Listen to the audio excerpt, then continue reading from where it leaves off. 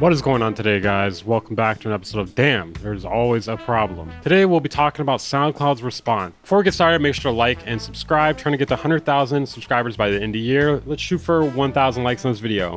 I don't know, maybe. You may remember in my last video I talked about how SoundCloud essentially is smearing transients in any sort of upload you put on there. NASCO originally brought this to light. I did a little comparison myself. The second one is the SoundCloud version. The first one is the original. Now, it becomes most obvious to me when you solo this specific clap here. It doesn't even look the same anymore. All that controlled compression and clipping gets tossed to the side once you put it on SoundCloud and it gets encoded. We actually got a response, but let's go through a few updates to the situation. So one of the theories that was not actually checked until now is that SoundCloud Go Plus does not actually fix the quality. It does in some ways, but it also does something really weird too. So we actually have a comparison here. So as you can see, the original file there looks pretty clean, the one in red. The one below it is Go Plus plus the Ultra Unlimited Pro Ultimate Mega Fortnite. I don't know what the fuck that's supposed to mean. Is this some sort of joke? You think this is funny? You think this is funny? It is a little funny. So I'm believing he downloaded it via this Go Plus one up here. And the one below it is a screen recording, probably via OBS or something of the sort. And then the one below it is the Artist Pro. And that was the issue we were seeing last time with the transients. So it is a little bit better with Go Plus, but there is something strange going on. As you can see in the left channel here, there's like a little bit of noise or something, but only in the left channel. But the transient is less smeared, but there's still something odd happening in the left channel. It kind of looks like the same thing that's happening in the Artist Pro version, but only in the left ear for some reason. So can't really explain that. What we have learned here though is Go Plus does not fix the issue. It is a little better technically if you prefer getting the smeared transient only in one ear. It appears to not be completely smeared too, so I don't know exactly what is happening here. So that's update number 1. And then update number 2, we actually have a response from SoundCloud directly. Let's read that now. Shout out to our community for keeping us on our toes. We use different transcoding setups depending on what you upload. They're for sure not perfectly dialed in, but we're always working on it, testing out new encoders and settings based on your feedback. Right now, we don't support lossless to lossless, so yeah, some info gets lost along the way, but we hear you,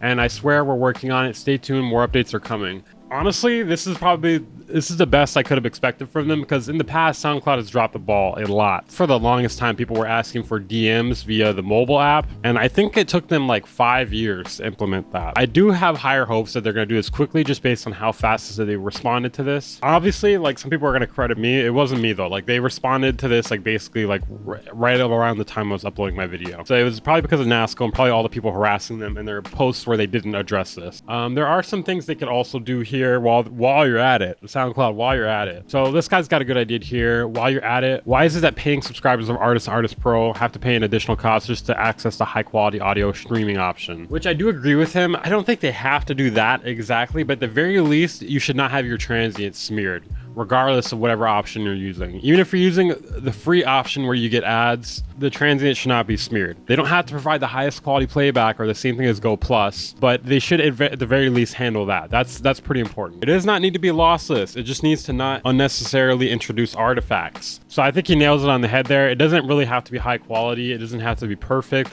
Just, you know, preferably not destroying transients. It's just something you work really hard with on your music. To have it completely smeared, it's not great. People are saying it's a ChatGPT reply. I think it's just like a very typical sort of response, you know, like very expected, very corporate, trying to not offend anyone, trying to not step on any toes. Some people are calling them a liar.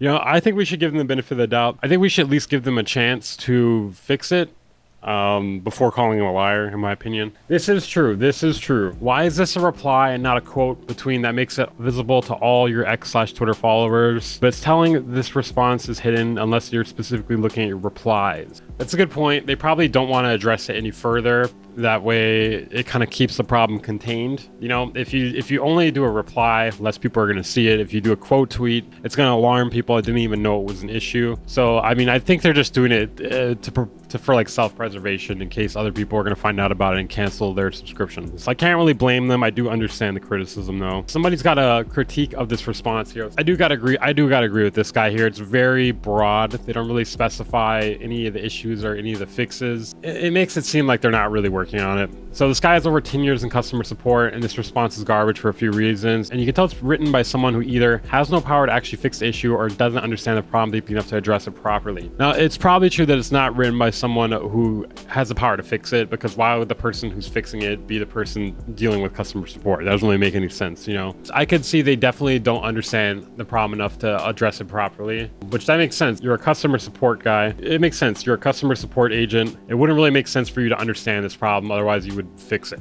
Now, this I do agree with, and I will call bullshit on this. We're always working on it, testing out new encoders and settings based on your feedback. Where's the evidence? Has anyone actually seen better encoding and testing? I seriously doubt they are. Like, they probably didn't even test this and put it out. Otherwise, they would have noticed this, you know? So yeah, I'm pretty sure it's bullshit that they're always testing out new encoders, because if they were, like, why are they using this one that's free that, you know, fucks up the transients? It's kind of odd, you know what I mean? It doesn't really make a lot of sense. If you're really testing new encoders, then why are you using the one that sucks? But yeah, guys, that is it for the story today. Just want to give you an update and SoundCloud's response. What are you guys thinking about this? Are you happy with this? If you haven't seen the other video, make sure to go check that out if you want the details of this situation.